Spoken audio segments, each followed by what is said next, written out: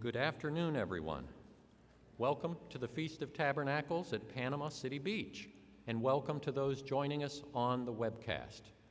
I want to thank all of you for welcoming my family and me to come down south here, because we're Yankees, we're from Ohio. I wanted today to tell you about one of my earliest and happiest feast memories from my childhood. What I'm about to tell you is a true story.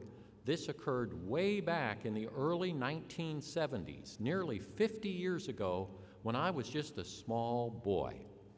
From my earliest recollection, my father was a member of God's church, but my mother was not. And so she reared my sister and myself in a Methodist church, going to church on Sunday morning. Dad never pushed his church at all of us. He never tried to force us to live the way that he did, but he was always a good example. And one thing that he did every autumn was to pack the whole family into the station wagon and drive us over to Pennsylvania to the Feast of Tabernacles in the Poconos. Now I'm curious, is there anyone here who remembers the feast in the Poconos of Pennsylvania? Yeah, good, I see a few hands. Okay. Well, when I said the whole family, that was Mom, that was my sister, myself, and also my aunt. We called her Auntie May. Auntie May lived alone, but she always or often joined our family for outings and always to come to the Feast of Tabernacles. Well, at the feast, every morning, Dad would get up early, put on his suit, and go to services. I think he had to park cars. The rest of us would sleep in, go have a leisurely breakfast, and do something fun in the morning, but we would always hurry back to the motel so we'd be there when Dad would return from morning services. Well, it was on one of these days we were hurrying back to the motel when my mom said, "I'm going to stop at this store real quickly and just run in and get some lunch meat. I think we were going to have a picnic later. So you kids just wait here in the car with your aunt." Okay. Well, Mom was gone but a minute or two, and then Auntie May announced, "Kids, I have finished writing these postcards, and I remember seeing a mailbox up at the other end of the parking lot. So I'm just going to jog up there and mail these. Now, if your mother gets back before I am, you can tell her where I've gone." Okay. So with that, she was gone. Minute or two later, here comes Mom. So we explained the situation to her.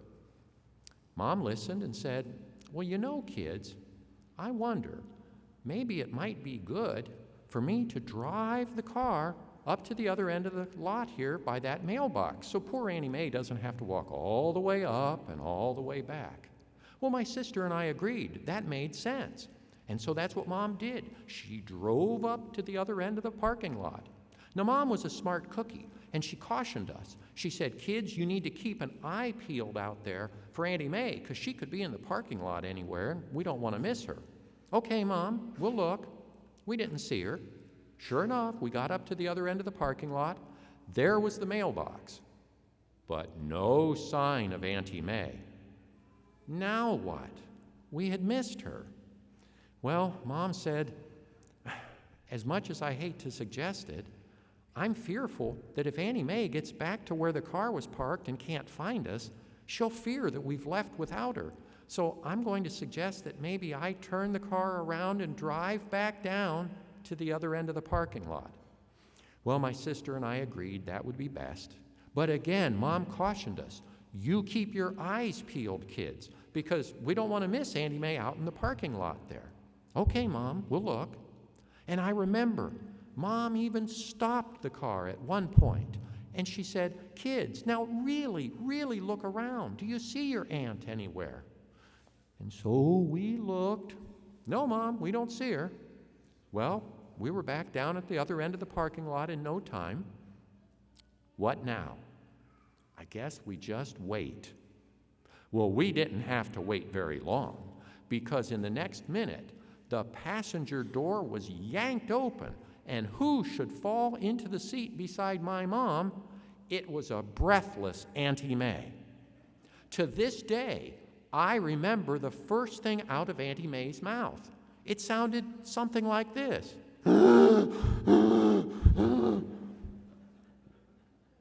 still remember the first thing Auntie May, that's what Auntie May said, but I remember the first thing that my mother said too.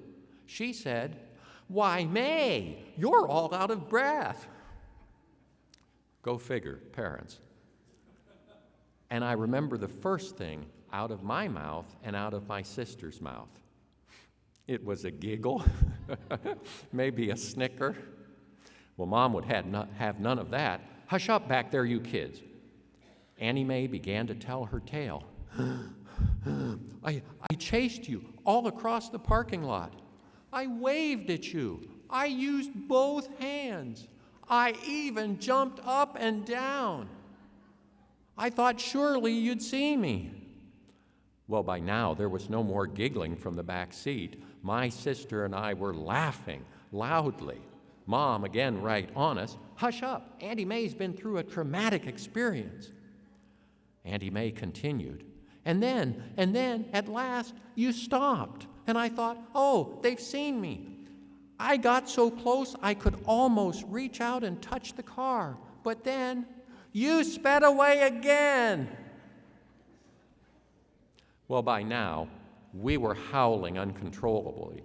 Mom could do nothing to keep us quiet, because in the next minute, everyone in that car was laughing uncontrollably, and no one any harder than Auntie May.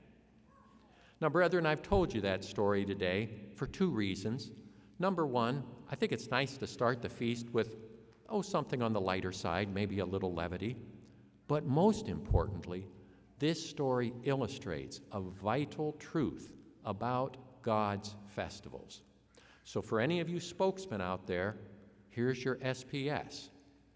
God's feasts are for family. God's feasts are for family.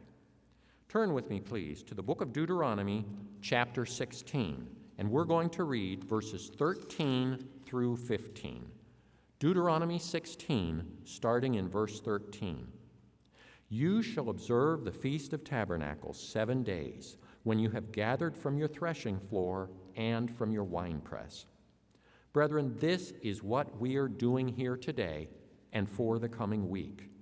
This is what, as a child, I saw my father doing in the Poconos.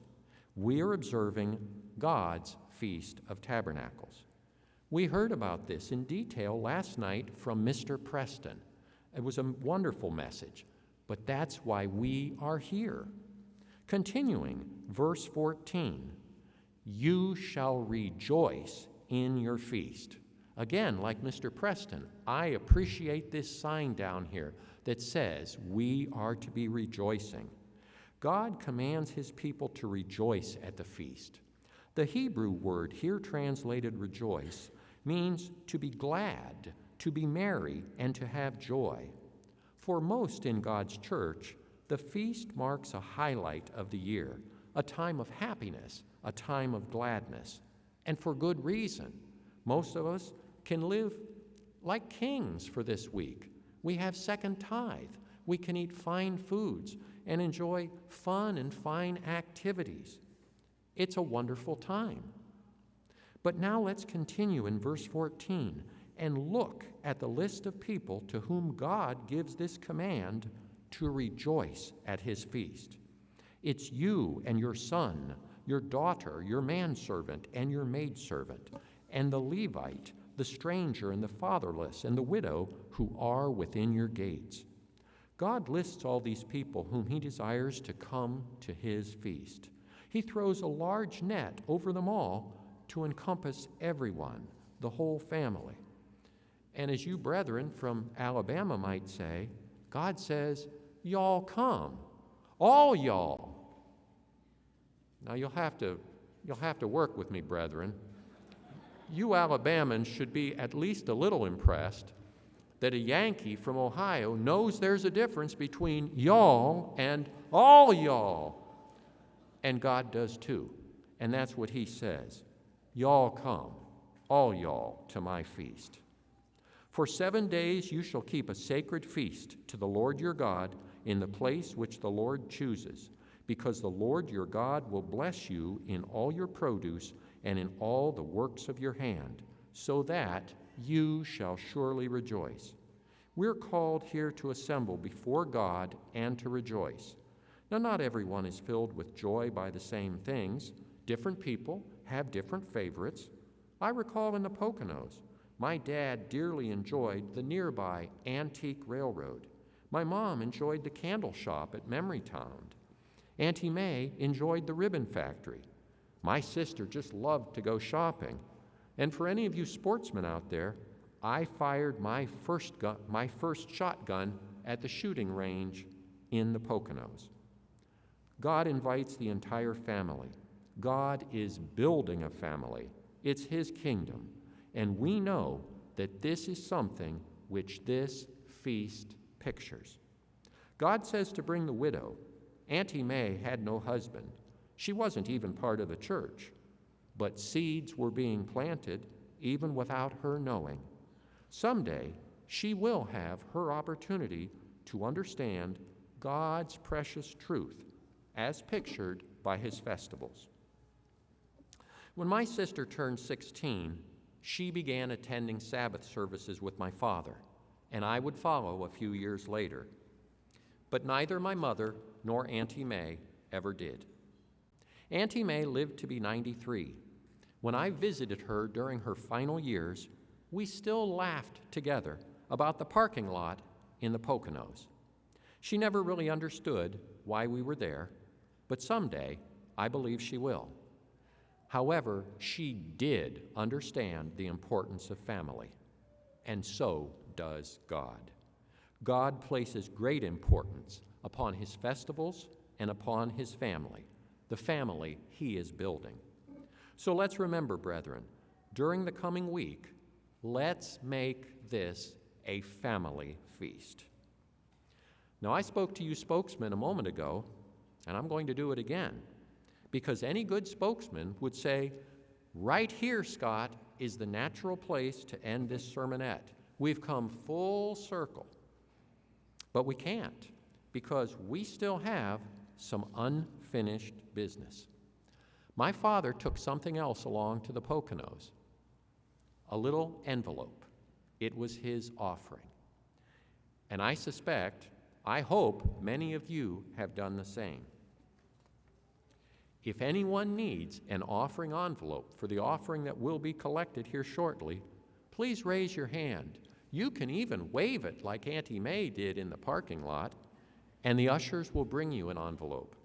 We do ask you to please use them because it truly does assist the church in processing the offering. I hope your Bibles are still open to Deuteronomy 16 because our last verses are 16 and 17.